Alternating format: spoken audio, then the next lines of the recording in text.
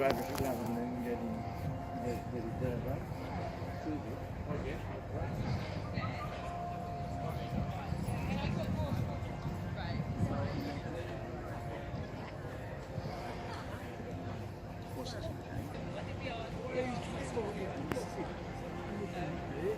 You're 15.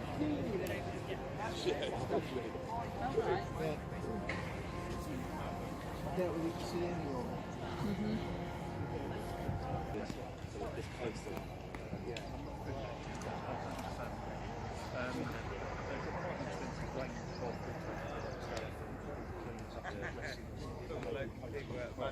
So that's just the detail, that's not the entrance wall. Well, it's described. Maybe.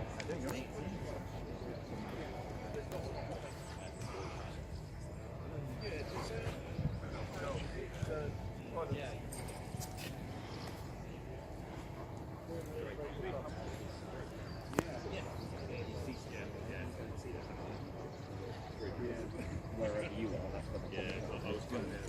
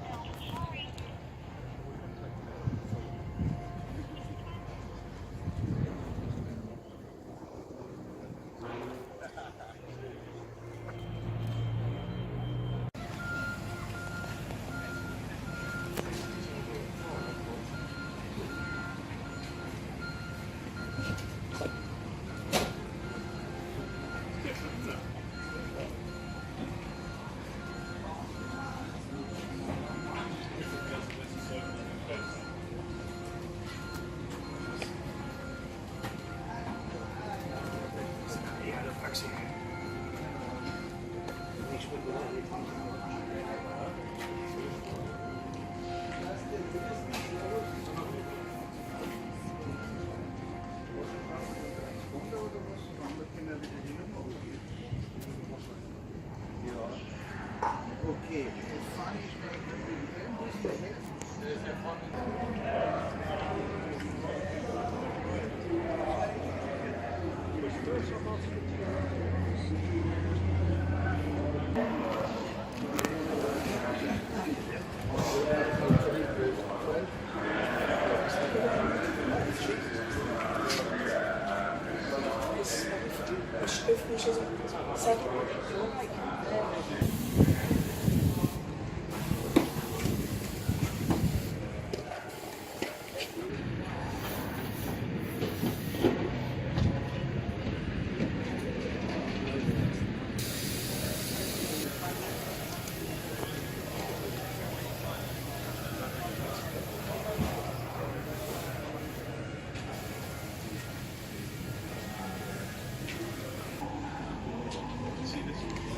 Rally.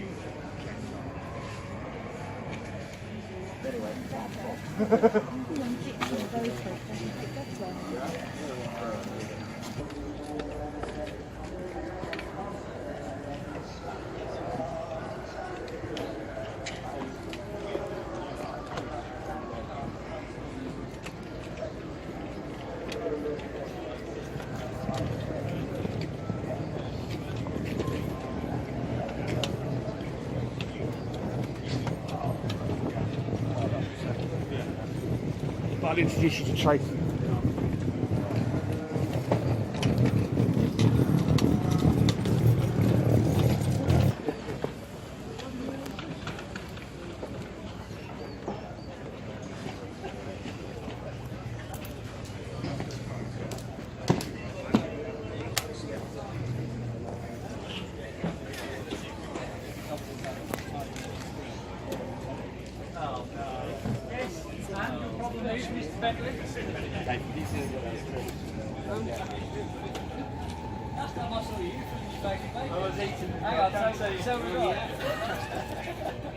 Terms of time.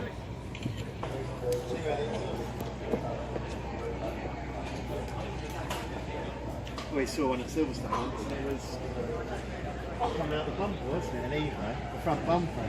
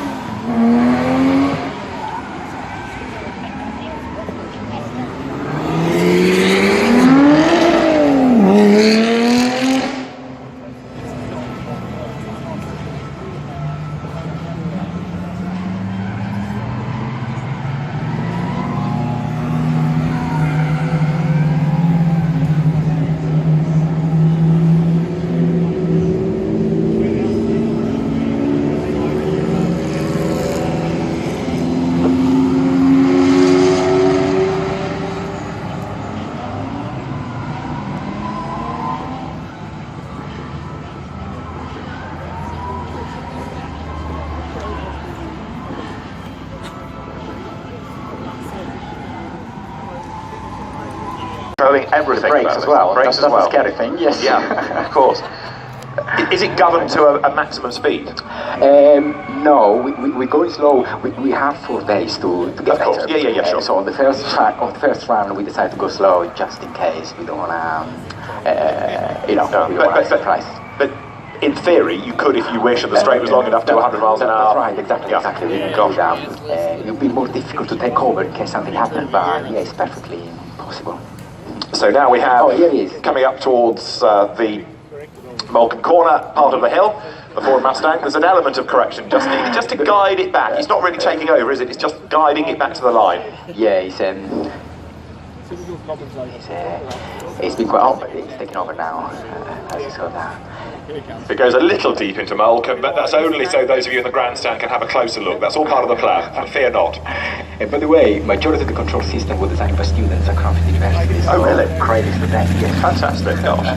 It was a research project. A lot of time as well. And now to see it in practice, you must be very proud. Yes. Watching your child grow up almost, isn't it? But this is very, very impressive. Which we're going to get to at which stage. Level 5 is when you just get in the car. Yeah, I think that's some way off, but as pretty much level 3, which is you get to a certain road and then you switch on, and the car has responsibility. You know, if regulation. Volvo that was doing trials in Sweden of a completely autonomous car. Yeah. And lots of customers. So that becomes the case. What reason do you have for choosing one car over another? But I wonder if we were at a stage like livelihood. But I don't think the horse has ever had it as good as it has today, because it just becomes a hobby. You know, people race cars because they love racing cars. That's true. People drive cars because they like driving cars. And if we don't have to drive one, then so what? You know, that's fine. We'll drive one because we want to occasionally. You know, people don't have to cook strictly, but they do because they like doing it. True. So I think that, yeah, Sweden's an interesting case, isn't it? Because I think, we recently said, I'm not sure we would ever get to full autonomy, because there are times when you're driving along on the snow and ice, you're driving much faster than you could actually stop, and you're. But if an elk walked out, I would probably hit it. I don't think, it would be a bold manufacturer who ever launched. I'm not sure you ever get to. Very true. And just to point out, no elks were harmed in the making of that. Aston Martin, with this very distinctive new lime livery, it really works, doesn't it? It does, yeah. Not too long ago, I think, maybe looked similar and did similar things. And under the stewardship of Andy Palmer, they now do not. So they've got the gearbox at the back.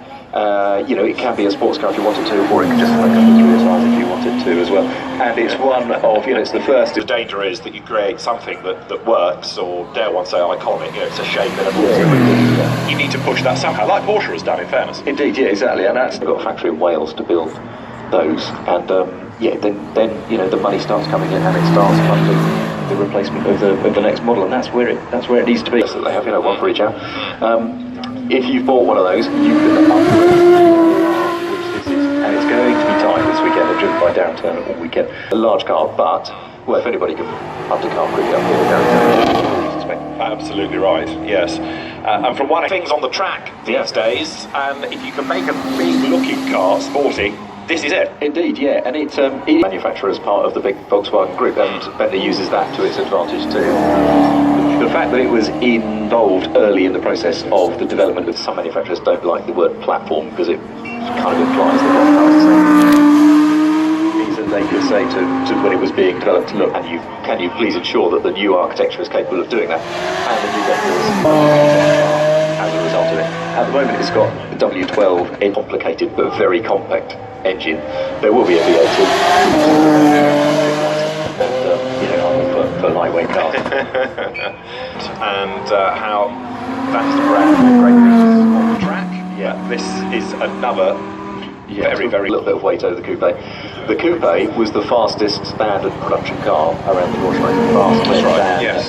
Even the hypercar trio of the tyres go off about halfway around. And if you get to the middle of the old which is that, it's really spectacular because the first 3 minutes are pretty good for you in terms of lap times if you remove weight. True enough. Yeah. Tell us about this. This is one of the last final watt of power, which is 30, which is 1340. twin turbo V8 sports car. It's a lot of these cars have been around a long time. Can we tell? I think they've only made about 60, 65 cars. They almost make this Porsche look safe. They have quite the demonstrative appearance that some of these supercars do. No, indeed, it's very comfortable everyday sports car. And then when you get up to GT2 and GT3 things, there is nothing else quite like them, I think, on the road. Sports cars. And it doesn't matter how you evolve them, you can still see the heritage in them. Absolutely. Yeah, exactly. Yeah. The GT, what they talking of rally drivers, Mark Higgins is the man behind the wheel of number 912. This is the car carried to win the Nürburgring 24 Hours this year with the man with 128 mile an hour lap round the Isle of Man TT course. Yeah. 2 years ago. And Mark, as I said, now turning his attention, you hoped, to the World Rallycross Championship. So doing a couple of British years to get his hand into the World Round at Silverstone through by lighter pen like that. There was the bright yellow one, that led and crashed. Oh, okay. Now, if you weren't here at the Crack of Sparrows this morning, this is that he allowed a carry to win in contentious fashion the Swedish Grand Prix with Foul the back of the car, but the Brabham PT62. This is the start of a new era. Yeah, I think it is. David Brabham was racing, and he's managed to. It's taken a long time for him to regain the Brabham name as well, because a German tuning surname to put on it. Gosh. And yeah, so he's made a track car at the moment under the auspices that it will probably go racing and road cars too. So it's been designed with all of those things in mind. So that's quite exciting. It feels like a proper way of doing things. Yes, I've been reading about all this, and I wasn't once going to a niche vehicle network event with him, and he said that if any of you in this room are thinking about making a £300,000, 200 mile an hour, is doing something proper, it's doing something nobody else can, is doing or can do in quite the same sense. And I think that's really, that's really fair, isn't it? It's the world that moves on at such an impressive rate. But they're a nice balance, I think. That sort of weight, that sort of power is a nice place to be. Manufacturers tie in now and again just to reduce the development costs. Mean that they can actually do these cars while making money, because when you a McLaren F1 of 93, 94 had what, 627 horsepower, and now most supercars have got 600 plus. The F1 was just because because tyre technology I think goes a long way.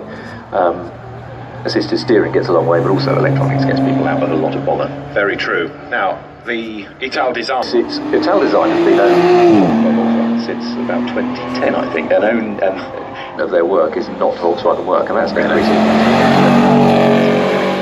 Most of their work is VW related, but what they've done is they've learned other manufacturers' trust and said, do with this, and they've crafted the body, they've upped the power, which is not difficult, because 1,000 horsepower GTRs are all over the shop. What Nissan says is this does not necessarily reflect the replacement for the next 2 to 3 years. We're expecting it may be a hybrid. It could be a full electric. Okay, right. Volvo's Polestar, that's cool, isn't it? Volvo has launched a new brand effectively in Polestar. It's going to be its sportier, necessarily have a Volvo alternative. They will be, bespoke standalone variants. But they do what other Volvos are doing, which is, if they are going to have as well, with an electric hybrid back axle. We've also got the Alpine on the hill, and Maserati that we talked about earlier represented. Was tickling along for a while with some really beautiful coupes, great sounding cars, good looking cars. But yes, just needed a bit of. And this is Lamborghini's take on the SUV. We've seen it once, but again, just like other SUVs from a, doesn't it? It does, doesn't it? Yeah, I think you could take the badges off, and if you have is that a Lamborghini? Yeah. They say it's a Lamborghini, and they say, yes, look, it's based on the same architecture as a Porsche Cayenne and the Bentley Bentayga, but only we get this V8 engine with this much power.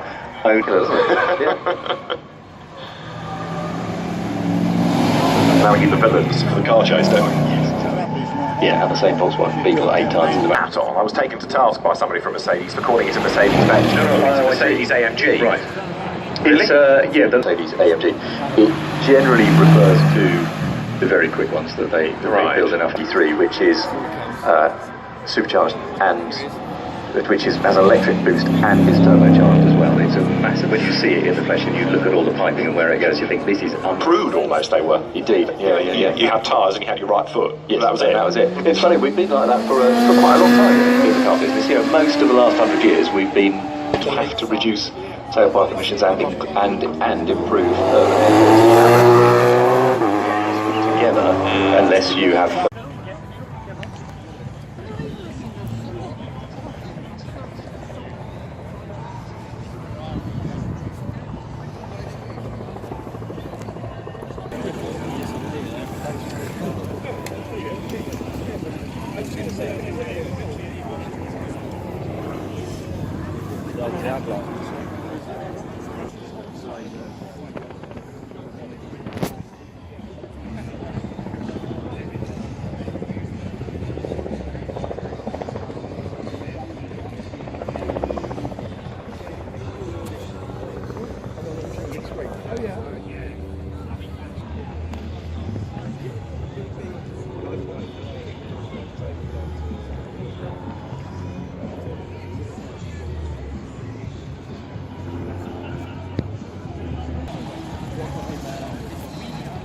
Sorry, man.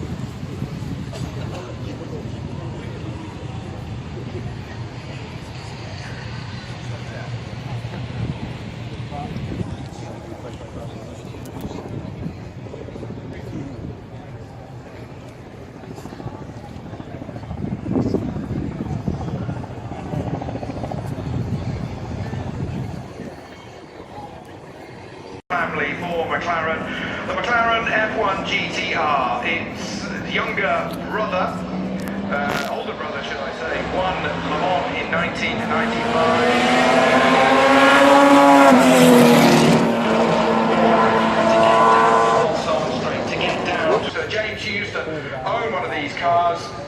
What's it like to have this at your disposal? Dude. Just seeing that car. In fact, I've actually been out in that exact car. For me, that really pulled on my heartstrings. Exclusive, and it's going to be a production run of some 12 months. This is a car everybody should have as a poster on their bedroom wall. So I think something else to mention about this car, evidently driven by the antics out there, is clearly lots of fun, but that's what these cars are all about. While a car may bring a car that you can drive daily, the LT round takes it a step further, and it's something that really changes how you feel about driving a car. I'm just smiling ear to As long as the electronics keep going, pretty much everything else does. Breath of fresh air. I've opened the window in the commentary block. The conspect. Anybody who's just planning on being a hooligan, the donuts in front of the house will be even easier to provide. So, thumbs up from Sam, our driver, from the scene-to glass of. Right, now then, getting back underway with our supercars. So if you haven't been down to the Michelin Supercar Paddock, you absolutely must do. Go and have a look at all the new releases, and there are some cars that nobody has ever heard of before. The first ever Indian-built supercar to arrive in Europe for a start, and all of them being introduced on a regular basis by the dulcet tones of Vicky Butler-Henderson. Caught up with her earlier, and she's having a fabulous couple of days. But to Rob Barth as well, he's the man behind the wheel of the Ferrari 612 Scaglietti that you will see a little later. This is a GTC 4 Corsa. What a fabulous family wagon that is. Shades of the Ferrari bread van about it. And of course, with its all-wheel traction like the Lamborghini Urus that we just saw, then that car will be having very little in the way of problems with the weather. More from the Ferrari stable of prancing horses, 488. Again, you'll see all these cars stationary as well as a whole host of others from the various different manufacturers down in the supercar paddock. So giving your bearings, if you're on the bridge and you face downhill as far as the circuit goes, the house is on your right, and if you go down below the house past the stables, then you will be able to find the Michelin supercar paddock. The Quartier Style Lux, Concours d'Elegance is down there as well. You can see the brand new BMW i8 Coupe and Roadster. Now that's something that has been probably on a lot of people's wish list. The i8 is one of these new generations of supercar that combines internal combustion engine with hybrid power so effectively. One being used this weekend as the course car for the Formula E Championship, and of course BMW's i8 and i3, the first you imagine of a long line of electric and hybrid cars. And the Roadster, well, roof up at the moment, but at all other times this weekend I think this will definitely be a roof down moment. You can imagine that these will be very popular indeed, not just in the UK, which is, despite our enviable reputation for wet weather, let's say, we are the first port of call for any storm coming across the Atlantic in winter or summer, obviously, so it does get a bit wet occasionally. The UK is one of the world's strongest convertible markets. It always has been. We're just a little bit odd like that, I suppose, and matter of fact, in the 80s, when convertible cars had pretty much died out, strong demand from the UK kind of led to a lot of manufacturers to think again and reintroduce convertibles. Now, convertible Civic Type R might be just a little step too far, but we've got a couple of the latest model of Type Rs, which of course are also racing in the British Touring Car Championship, and they will be also, I imagine, going. Dan Cameron's also his Team Dynamics teammate here this weekend. Honda with a big presence down in the manufacturers area.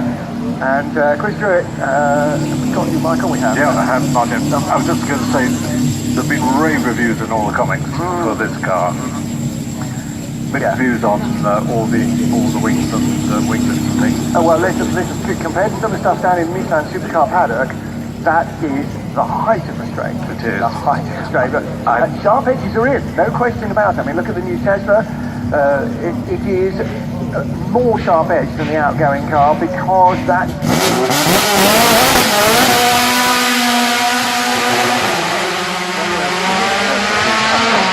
So quick. It doesn't have to be. It only goes as fast as the pedal makes it. But there are 3 buttons, I think: normal, sport and outrageous. Yeah. Press the outrageous button, it really is. This is the noisiest car in this. No question. Now, I've been trying to recognise the helmet. I have a feeling that is multiple KTM champion John Barnes. I might be wrong, but he's being driven with considerable aplomb. And it has got a silencer on the side. It's just that it is producing a lot of horsepower, and horsepower makes also noise. Equals noise, yes. And it could well be in our runoff on Sunday afternoon. I'd be very surprised if it isn't. The 260R is an enormously quick car. And it's catching up with Tesla. Yeah, and it is, as you can see, fully equipped. Lights, handbrake, running. It's probably the most aggressive sounding car that's gone up the hill all day, because John Barnes is working that for all he's worth. Yeah, John Barnes is fully on it. So too is the driver. Jaguar's i8 SUV, but with full electric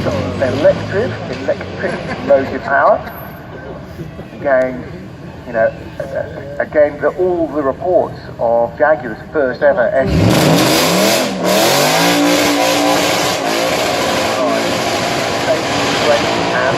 and whispers past. Indeed. That's what GTI Peugeot 106 Rally for the current era. It's still got, safety in terms of airbags and all the other bits and pieces, but it's pared down as much as realistically you can expect. If you're selling something that's not a 1950s sports car, nobody's going to put up with 1950s ride or harshness or vibration.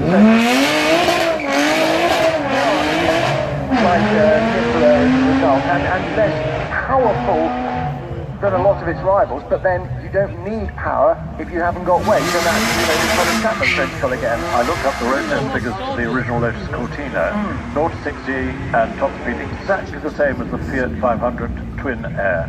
Now. Yeah.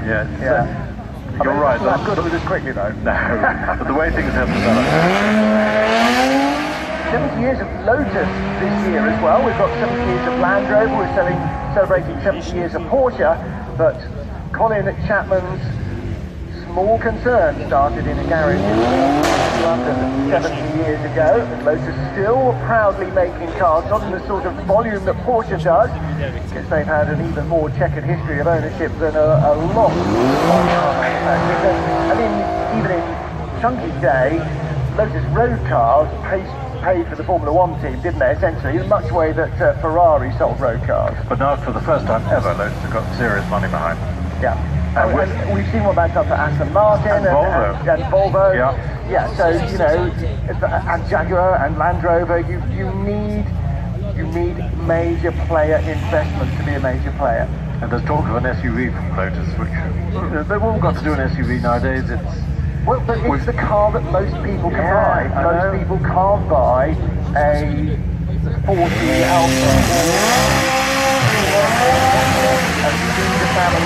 As an alpha male, I love the Giulia. I think it's just stunning. Alpha male? Oh, that's what we're going with now. It's no longer alcoholics. I'm sorry. I think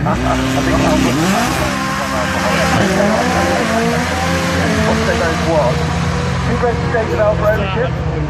Don't say it, because it's not true. They're so reliable. They only break down on important journeys. The day you own it, and the day you buy it, and the day you sell it, like a boat. David Anderson's showing me the door from the background because he, like Chris Stewart, is similarly afflicted. We heard from Mr. JW like to be a 675 LT owner. I imagine that he probably didn't have much of a horrible time with it. McLaren road cars, not only fabulous looking, but really quite impressively day-to-day reliable, and that's something, again, you know, you think back to the late 60s, 70s, you had to have other forms of transport and a bank balance that would sustain major work a lot of the time to be a supercar owner. These days, less so. Yes, you need the bank balance, but you don't expect it to break down or boil you alive. Look at at regular intervals. Yeah, with its outrageous rear wing.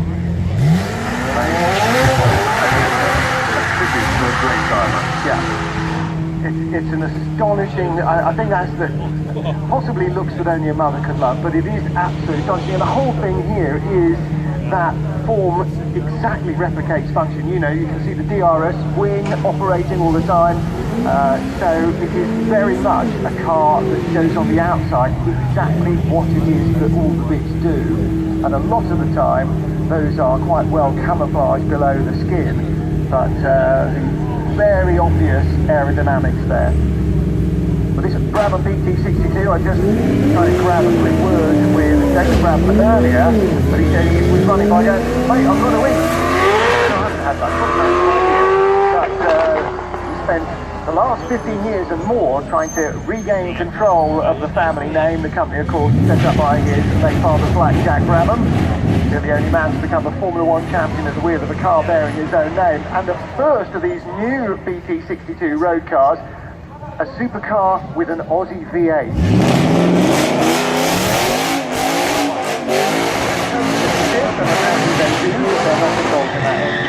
So that's wearing one of a number of very familiar Brabham liveries. It's wearing the red martini stripes that the fan car had when it won its one and only race in Anderstorp. And a limited number of the first road cars will wear liveries that are very familiar to motor racing fans. Now this car a little bit less so. The Lexus, I'm not too sure many owners are as unshrinking violet enough to go for a full-on race livery on the car. But it's got phenomenal power and ability and a great noise, and from a manufacturer that didn't have any kind of real road supercar heritage, they just decided, right, that's the direction in which we're going. Big V8 bellow, not just on the road car, but on the race car, but on the road car as well. And Emil Frey Racing heads into the Spa 24 hours in 1 week, David, 2 weeks? I've lost track of my diary. 2 weeks from now, 2 weeks from now. I'm actually shocked at winning the Spa 24 hours for Lexus, which is something that 12 months ago, something quite odd.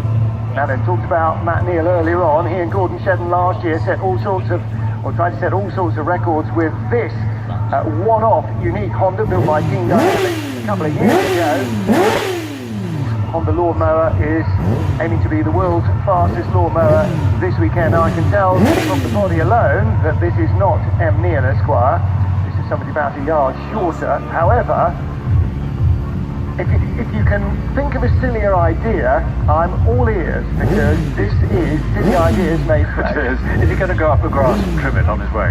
Actually, once upon a time, I feel almost to be lawnmower for autosport, and we use Westwood lawn tractors. In the back of their workshops in High Wycombe, there was